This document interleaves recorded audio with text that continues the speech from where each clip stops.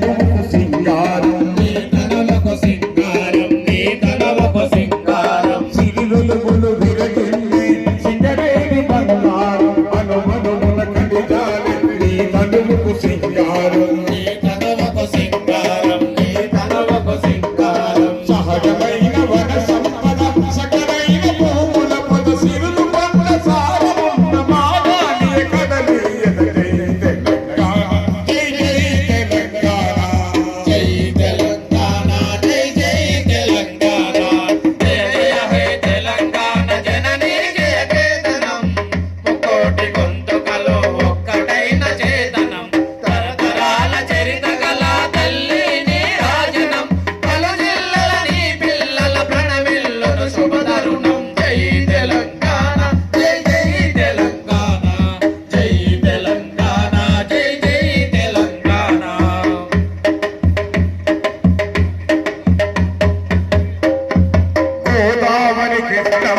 మన వీళ్ళకు మల్లాలి పచ్చని మాగాణాలు పసిడి సిరులు పండాలి పసిడి సిరులు పండాలి పసిడి సిరులు పండాలి గోదావరికి కమ్మలు మన వీళ్ళకు మల్లాలి పచ్చని మాగాణాలు పసిడి సిరులు పండాలి పసిడి సిరులు పండాలి పసిడి సిరులు పండాలి సుఖశాంతుల తెలంగాణ సుమిత్రంగా ఉండాలి స్వరాతమై తెలంగాణ స్వర్ణయుగం కావాలి జై తెలంగాణ జై తెలంగాణ జై తెలంగాణ జయ జయ హే తెలంగాణ జననీ జయ వేదనం కోటి గొంతుకలు ఒక్కటైన చేతనం తరతరాల చరిత గల తల్లి నీ రాజనం పలుదిల్లల నీ పిల్లల ప్రణమిల్లన శుభతరుణం జై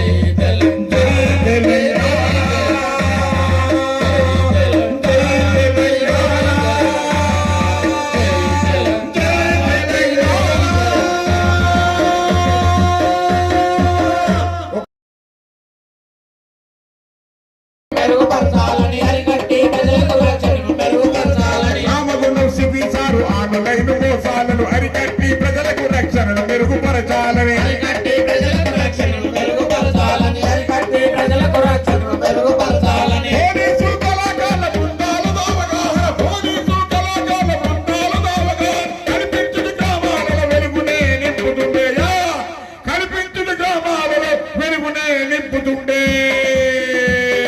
మరి మన అందరూ కూడా ఇలాంటి మెసేజ్లు వాట్సాప్లు అవి ఇవన్నీ నమ్మకుండా మనం సైబర్ నేరాలు బారిపడి మన డబ్బులు మోసపోకుండా ఉండాలంటే రాజన్న మన రామగుండం పోలీసు వాళ్ళు చెప్పినట్టు ఇందాము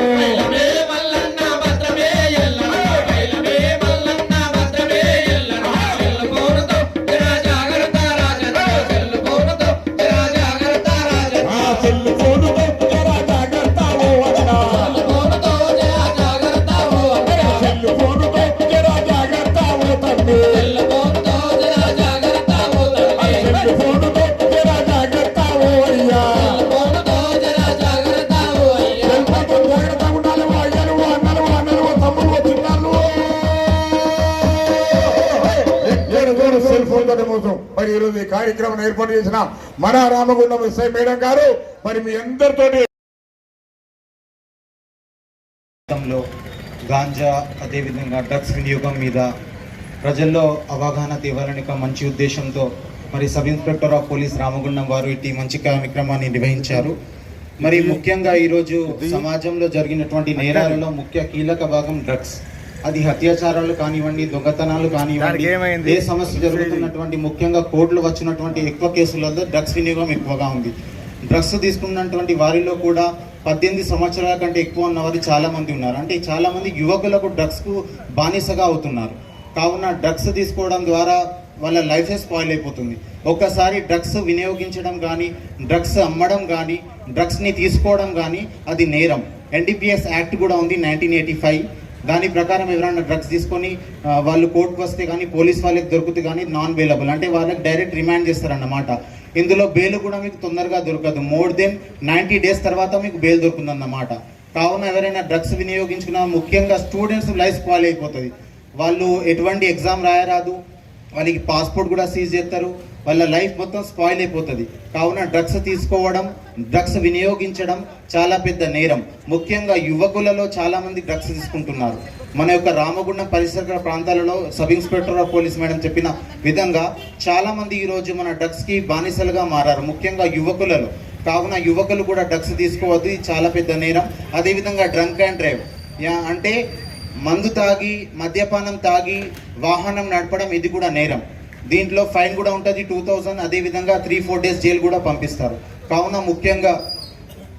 ముఖ్యంగా ఇక్కడ ఉన్నటువంటి మా యొక్క యువకులలో ఈ యొక్క మంచి అవగాహన కార్యక్రమం చేయాలని మంచి ఉద్దేశంతో మన sub inspector of police Sandhyarani గారు మంచి ప్రోగ్రామ్ని నిర్వహించారు.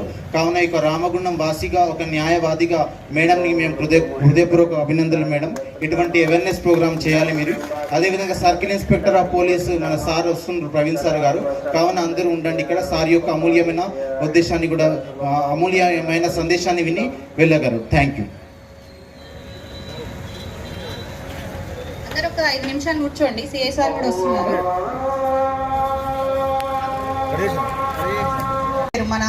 మన తెలంగాణలో ఎట్లా ఉంటుందంటే ఏదైనా కూడా పాట రూపకంగా, ఏదైనా నాటకం రూపకంగా చెప్తేనే వాళ్ళకి తొందరగా ఇంజెక్ట్ అవుతుంది అనమాట. అందుకోసమనే మన సిపి సార్ ఈ ప్రోగ్రామ్ కండక్ట్ చేయమని చెప్పడం జరిగింది. మన కళా బృందం వాళ్ళు అన్ని రకాల నేరాల గురించి మీకు పాటల రూపంలో తెలియజేయడం జరిగింది. మామూలుగా మేము ఇటువంటి అవేర్నెస్లు ఎప్పటికి ఇస్తూనే ఉంటాం. కాకపోతే ఇప్పుడు విన్నది మీకు తొందరగా ఇంజెక్ట్ అవుతుంది, ఇది మర్చిపోలేరు మీరు.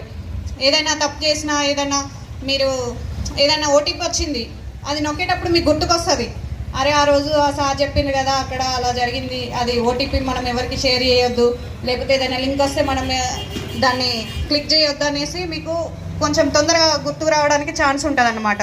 అంటే ఇటువంటి నేరాలు జరగకుండా మనం కొంచెం ప్రివెంట్ చేయడానికి ఈ ప్రోగ్రామ్ని పెట్టడం జరిగింది.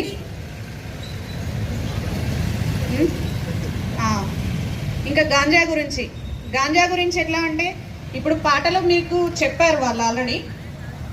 ఫస్ట్ మనకి అది అలవాటు కావడానికి వాళ్ళు ఫస్ట్ కొంచెం వాళ్ళు అలవాటు చేస్తారు. అలవాటు అయిపోయిన తర్వాత ఇక దానికి అడిక్ట్ అయిపోయిందంటే వాళ్ళు ఇంకా అది లేకపోతే బతకలేరు అనమాట.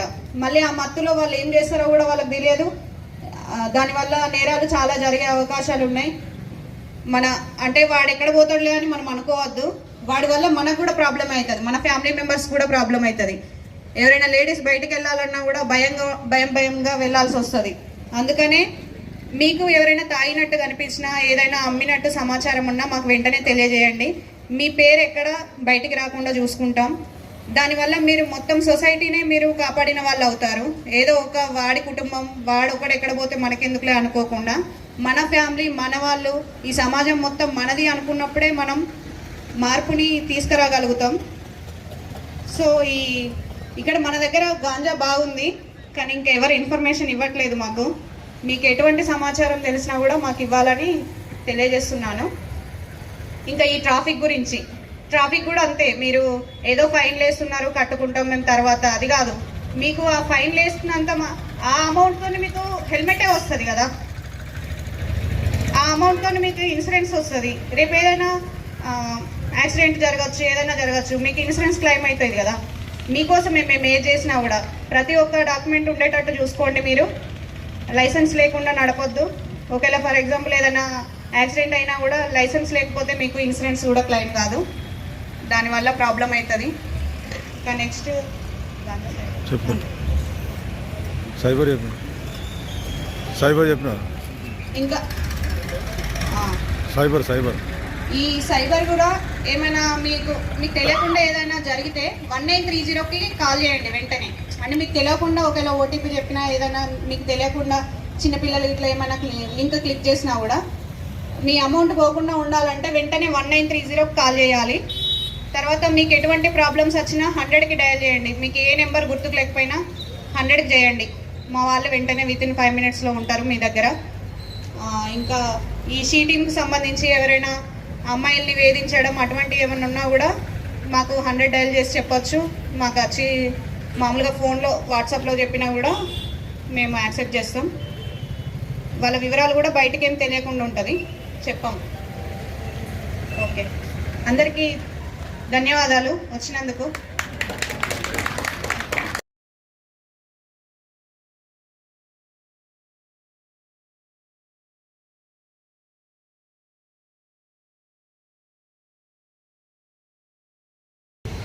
ఓకే, ఈ రోజు కార్యక్రమానికి ఇక్కడ మేము ఎంచుకున్నాము.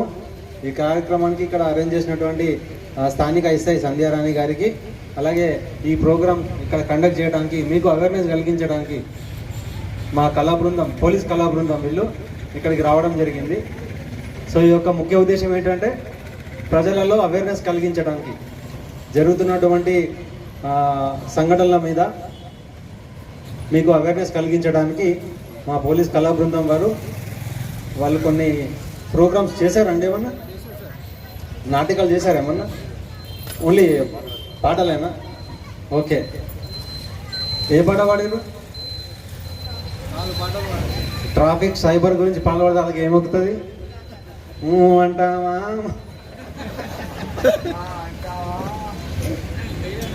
ఇప్పుడు లేటెస్ట్ కూడా కొత్తది వచ్చింది. ఏంటిది? పుష్ప 2 ఏమొచ్చింది పాట? కొత్తది వచ్చింది కదా పుష్ప 2ది. అరే ఈ సౌండ్ నాకు డిస్టర్బ్ అవుతుంది అప్పుడు బాగా.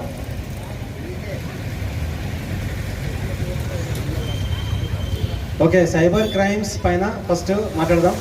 సైబర్ క్రైమ్స్ అంటే మీకు ఎవరో ఫోన్ చేస్తారు, నేను బ్యాంక్ మేనేజర్ అంటాడు, లేదంటే మీ ఏటీఎం కార్డు బ్లాక్ అయిందంటాడు, డెబిట్ కార్డు బ్లాక్ అయిందంటాడు, మీకు జాబ్ వచ్చిందంటాడు, మీకు ఇంకేదో మెసేజ్ పంపించి లాటరీ తాగిందంటాడు. సో అందరూ కూడా ఏం చేస్తున్నారంటే ఆశతోటి అవన్నీ క్లిక్ చేస్తున్నారు. క్లిక్ చేసిన తర్వాత మీ అకౌంట్లోకి వెళ్ళి డబ్బులు పోయినట్టు మీకు మెసేజ్లు వస్తున్నాయి. సో దయచేసి ఎవరు కూడా, ఎందుకు ఇస్తాడు చెప్పు పైసలు? ఎవడన్నా ఇస్తాడా? మరి మనం ఇంత కష్టపడితేనే మనకు జీతం సరిగా వస్తలేదు, అట్లాంటిది ఎవడో ఫోన్ చేసి నీకు డబ్బులు ఎట్లా ఇస్తాడు? సో ఇది ఎవరు కూడా గమనిస్తలేరు.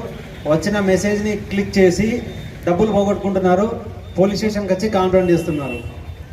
సో అది నేను కేసు రిజిస్టర్ చేసి ఆ నంబర్ ఎవరిది, ఎక్కడి నుంచి వచ్చింది, ఇవన్నీ చూసేసరికి ఆ నంబర్ నాకు జార్ఖండ్, వెస్ట్ బెంగాల్, అస్సాం, అరుణాచల్ ప్రదేశ్, సిక్కిం ఇట్లా వస్తున్నాయి. సో నేను ఇప్పుడు అక్కడికి అంత దూరం వెళ్ళి అడిగినా కూడా ఆ సిమ్ కార్డు ఎవరిదో పేరు మీద ఉంటుంది, ఆ మనిషి అక్కడ ఉండడు. పోనీ ఆధార్ కార్డ్ చెక్ చేస్తే ఫేక్ ఆధార్ కార్డు ఉంటుంది.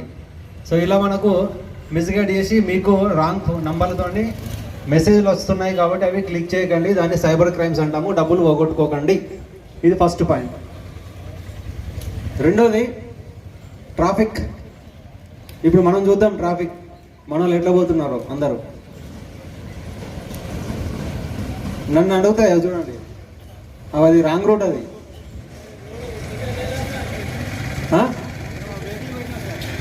అంటే ఆయన అటే పోతున్నాడు కదా. ఇప్పుడు నేను బండి లేకున్నా కూడా అట్లనే పోయేవాడు. ఎలా వెళ్ళాలి సర్కిల్కి? ఈ సర్కిల్కి రౌండ్ అబౌట్ చేయాలి, ఇలా స్ట్రైట్గా వెళ్ళిపోవచ్చు. అలా వచ్చేటైనే అది తిరిగి ఇటు వెళ్ళాలి. అలా వచ్చిన అతను అటు వెళ్ళాలంటే దీన్ని రౌండ్ తిరిగిపోవాలి. ఇది రౌండ్ అబౌట్ అంటారు దాన్ని. అది ఎవరు పాటిస్తలేరు, రై రై రై అని వెళ్ళిపోతున్నారు. అవుతుంది, ఏదో ఒక రోజు మన టైం కూడా అవుతుంది. अपना भी टाइम आएगा, सर फुटेगा, హాస్పిటల్ में అడ్మిట్ అయ్యేగా 2-3 లక్షలు అవుట్ 100% వస్తుంది. మీరు రాసి పెట్టుకోండి.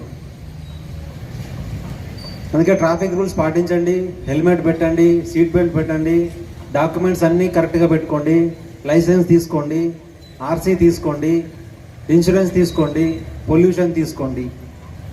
ఇవి ఎవరు తీసుకుంటలేరు. చల్తీ కా నామ్ గాడి అట్లా అయిపోయింది. సో ఇన్సూరెన్స్ ఉంటే మీకే లాభం. సపోజ్ ఎప్పుడో మనకు తెలియకుండా యాక్సిడెంట్ జరుగుతుంది, ఎదుటి వ్యక్తి రాంగ్ రోడ్ వచ్చి మనకు కూడా గుద్దొచ్చు. సో అప్పుడు ఇన్సూరెన్సే మనకు సేవ్ చేస్తుంది. సో దయచేసి ఈ డాక్యుమెంట్స్ అన్ని అప్డేట్ చేసుకోండి, అవన్నీ కూడా చూసుకోండి. ఇంకా చాలామంది సెకండ్ హ్యాండ్ బండ్లు కొంటుంటారు. సెకండ్ హ్యాండ్ బండ్లు కొంటే మీ పేరు మీదకి మార్పించుకోరు, ఆ ఓనర్ మీదనే ఉంటుంది. ఎప్పుడన్నా మీతో తప్పు జరిగి యాక్సిడెంట్ జరుగుతుంది, ఆ ఓనర్ మీద కేసు రిజిస్టర్ అవుతుంది. సపోజ్ మీరే ఒక సెకండ్ పర్సన్కి మీ బైక్ అమ్మేస్తారు, అతని పేరు మీద రిజిస్ట్రేషన్ చేసుకోడు, అది మీ పేరు మీదనే ఉంటుంది. అప్పుడు కేసు మీ మీద రిజిస్టర్ అవుతుంది. సో ఇలాంటివి కూడా ఉంటాయి కాబట్టి మీరు బండి ఎప్పుడు అమ్మినా కూడా అతని పేరు మీద మార్పించుకున్నాడా లేదా అనేది కంపల్సరీ మీరు చెక్ చేసుకోవాలి. సెకండ్ హ్యాండ్ బండి కొంటే మీరు మీ పేరు మీదకి మార్పించుకున్నా లేదా చూసుకోవాలి. ఇది రెండోది. మూడోది, అసలు మీ పిల్లల మీద మీకు కంట్రోలే లేదు. వాళ్ళు ఇష్టం ఉన్నట్టు గాంజాయి తాగుతున్నారు, సిగరెట్లు తాగుతున్నారు, మందు తాగుతున్నారు, గొడవలకు దిగుతున్నారు, కొట్టుకుంటున్నారు, పోలీస్ స్టేషన్కి వస్తున్నారు, కంప్లైంట్లు చేసుకుంటున్నారు, కేసులు పెట్టుకుంటున్నారు. రాత్రి 12 గంటల దాకా తిరిగితే కూడా తల్లిదండ్రులు అరే ఇప్పటిదాకా ఎండిపోయి వచ్చినవారని ఎవరు కూడా అడుగుతలేరు.